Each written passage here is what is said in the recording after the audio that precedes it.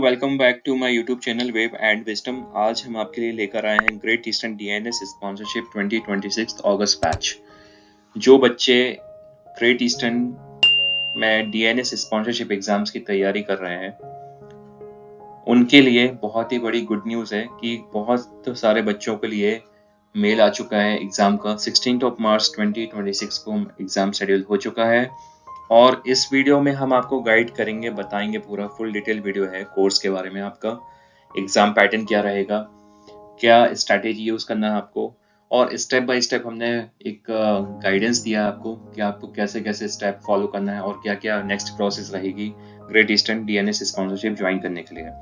तो वीडियो के लास्ट तक बने रहिए क्योंकि हम कुछ ऐसी टिप्स भी बताएंगे आपको कि आपको इजी रहेगा एग्जाम्स क्लियर करने के लिए। और इसमें मैं आपको कुछ ऐसी चीज़ें भी बताऊंगा कि आपको कैसे, कहाँ से स्टडी मटेरियल लेना है और कहाँ से आपको प्रिपरेशन करना है, अपने प्रैक्टिस करना है एग्जाम्स के लिए। तो चलिए आगे बढ़ते हैं इस वीडियो में। नेक्स्ट बात करते हैं हम, if a candidates clear the sponsorship, the company sponsors them for a diploma in nautical science which is called DNS and they join the ship as a deck cadet as a rank after pre sea training. मतलब ये है आपका कि जब आप Great Eastern का sponsorship exams qualify करते हैं तो आप जो कोर्स ज्वाइन कर रहे हैं डीएनएस, इसमें जब आप कोर्स कंप्लीट होगा आपका ग्रेट ईस्टर्न में, जब आप कोर्स ज्वाइन कर लेंगे तो आपका कोर्स कंप्लीट हो जाएगा। उसके बाद अब आप ग्रेट ईस्टर्न का शिप ज्वाइन करेंगे तो as a deck cadet join करेंगे। और यहाँ पर मैं आपको बताना चाहूंगा कि जो सीट्स हैं अगस्त बैच के लिए टोटल 80 कैडेट्स इनटेक है। मतलब आपका टोटल 80 कैडेट्स ही उसमें फाइनल सिलेक्शन होगा। जब आपको स्पॉन्सरशिप क्लियर कर लेंगे, इंटरव्यू क्लियर कर लेंगे, तो फाइनल जो सिलेक्शन होगा मेरिट बेस के ऊपर, मेरिट लिस्ट के ऊपर, वो 80 कैडेट्स ही वहां पे फाइनल सिलेक्शन होगा। अब नेक्स्ट है यहाँ पे selection process. Step 1, online application करना है आपको। अब ऑनलाइन एप्लीकेशन में जो फीस है इसका एग्जाम का टोटल है 750 रुपीज, जो कि आप ग्रेट ईस्टर्न की वेबसाइट पे जाएंगे, ऑफिशियल वेबसाइट पे, वहां पर आप जाके एप्लीकेशन फॉर्म फिल कर सकते हैं और 750 रुपीज उनका चार्जेस है।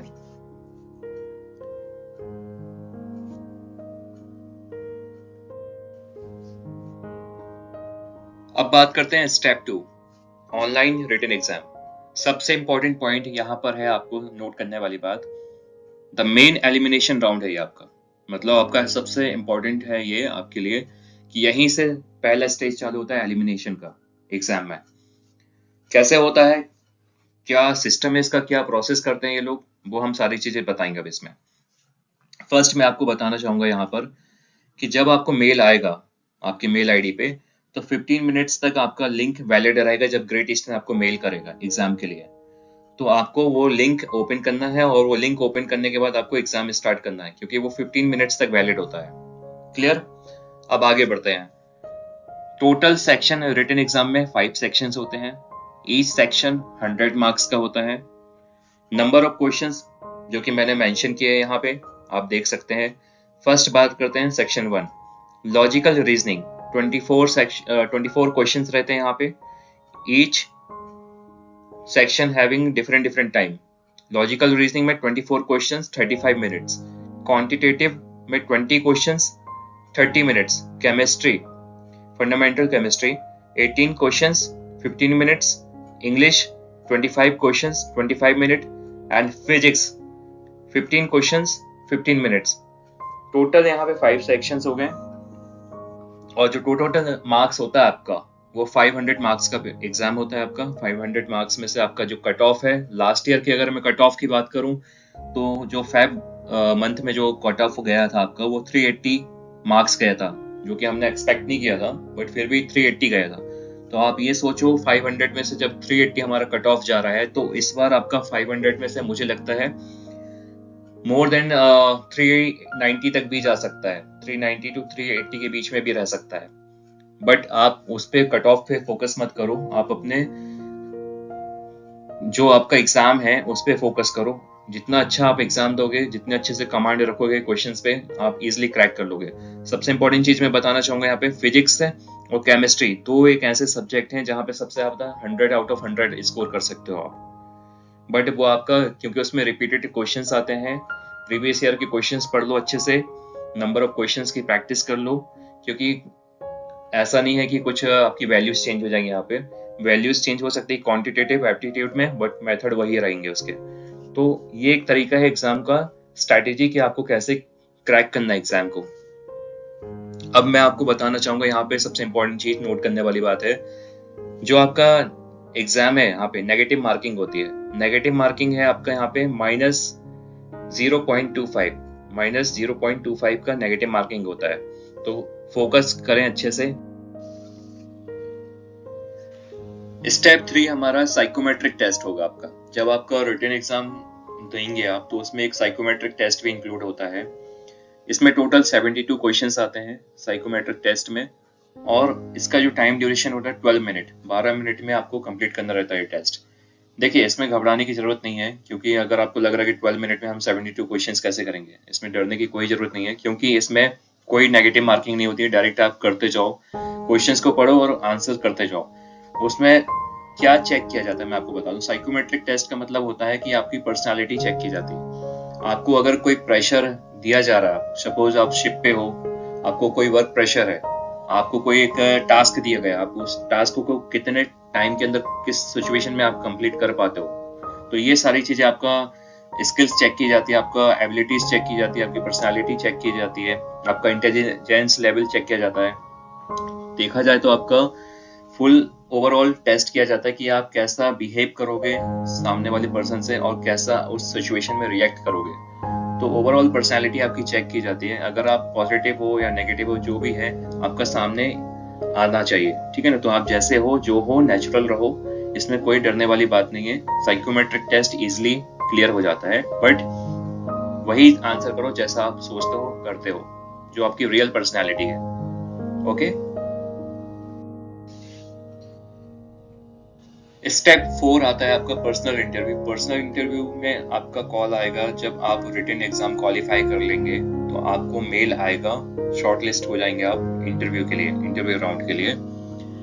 तो वो आपका जो इंटरव्यू राउंड होगा वो आपका होगा ग्रेट ईस्टर्न कैंपस में।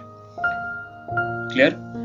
नेक्स्ट आपका इंटरव्यू राउंड में क्या कैसे जाना है मैं आपको बता देता हूँ। आपको फॉर्मल ड्रेस में जाना है वहां पर, ठीक है।